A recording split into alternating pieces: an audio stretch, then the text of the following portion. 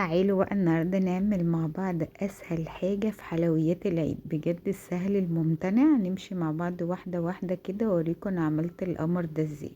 خلاص، بأبسط وأسهل طريقة ومن غير عجان ومن غير أي حاجة. أول حاجة هجيب 4 كوبايات من الدقيق، نص الأربعة كام 2، يبقى كوبايتين سمنة. خلاص، دخلتها التلاجة لغاية ما وصلت للقوام ده، وكوباية من السكر البودرة، يبقى 4 2 1 عشان محدش ينسى. 4 دقيق، نص الأربعة 2 اللي هو المادة الدهنية السمنة، نص الاتنين 1 اللي هو كوباية سكر بودرة. ودخلت بقى السمنة التلاجة زي ما انتوا شايفين كده لغاية اما جمدت. انا عايزة السمنة هنا لازم تبقى جامدة كده زي ما انتوا شايفين. هنزل بيه على السكر البودرة، والسكر البودرة ده انا نخلاه وبرده نخلة الدقيق. اي حاجة هنشتغل بيها لازم ننخلها الاول. نزلت بقى بالكوبايتين السمنة، واتفقنا السمنة تبقى طالعة من التلاجة ساقعة زي ما انتوا شايفين كده.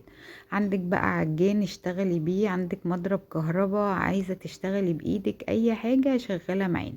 هنضرب بقى السمنة كده ومع كوباية السكر البودرة. مش هو ده القوام اللي انا عايزاه خالص، هفضل اضرب فيها كده لغاية اما تديني قوام كريم شانتيه. هورولك في الاخر قوام ناعم كده وكريمي، دي احلى حاجة للغريبة.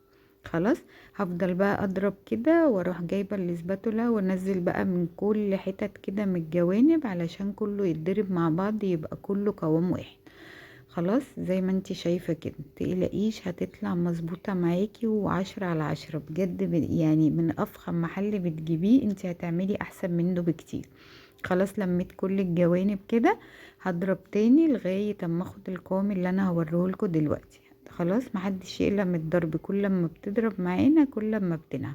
خلاص، هو القوام ده اللي انا عايزاه، قوام ناعم كده وكريم شانتيه. هو طالع مصفر شوية لكن هو لا، في الكاميرا مطلعه اصفر لكن هو مبيد عن كده بكتير. هنزل بقى ب4 كوبايات من الدقيق المنخول. طبعا الدقيق ده عليه رشة ملح، ما ننساش بقى الحاجات اللي انا بقول عليها دي. هنفضل بقى نلم كده يعني انا بعجن برضو، محدش يقلق ما تخافيش. انا هنا بعجن بايدي كده يعني، مش بلم بس، لا بعجن على ما نزلت بالدقيق كده فضلت اعجن فيها لغايه اما هوريك القوام اللي انا عايزاه. خلاص، ما تقلقيش من العجن ولا حاجه، هتطلع مظبوطه. بس امشي بالكوبايه، سيبك من الميزان في الغريبه بالذات. يعني اي حاجه تاخدي بيها الميزان، يعني البيتيفور البسكوت اي حاجة بالميزان. الغريبة امشي بالكوباية هتطلع معاكي مظبوطة و10 على 10. خلاص، انا هنا فضلت اعجن فيها حوالي 5 دقايق كده بعد ما نزلت بالدقيق واعمل لها اختبار كده. همسك واحدة كده، بس انا نسيت احط الفانيليا هنا، المفروض كنت حطيتها مع الدقيق او انا بضرب بالسمنة فنسيت، فعادي هحطها تمام ولا يهمنا. هحطها كده وافضل اعجن بيها شوية وهعمل اختبار كده. بصي، ولا شققت ولا اي حاجة، طلع مظبوطة و10 على 10.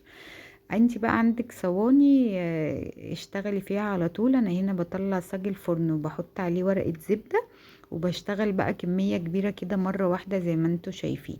هنا جبت الميزان بقى وعيرت كل واحدة كده عشان كله يطلع قد بعضه 10 جرام. مش عندك اشتغلي بإيدك عادي، واي بقى نوع مكسرات بتحبيها، ولو سادة خلاص. بس احنا بنحب عليها المكسرات، فحطيت كده المكسرات عليها. التسوية على درجة حرارة من 160 ل170 على حسب فرنك. بصوا، ما تاخدش لون من تحت زي ما انا وريتها لك كده. اول ما تحسي انها مسكت تطلعيها على